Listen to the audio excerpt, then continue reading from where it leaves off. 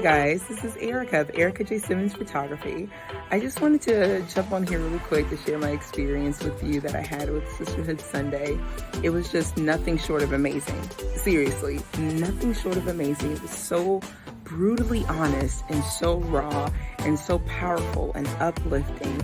And it felt so good to be surrounded by so many ambitious women who've been where I am, and and they can tell you some things, or I can share my experience and help someone who was on a different path. Like, I just feel like we all had something to offer each other, and that was the biggest takeaway that I had from Sisterhood Sunday.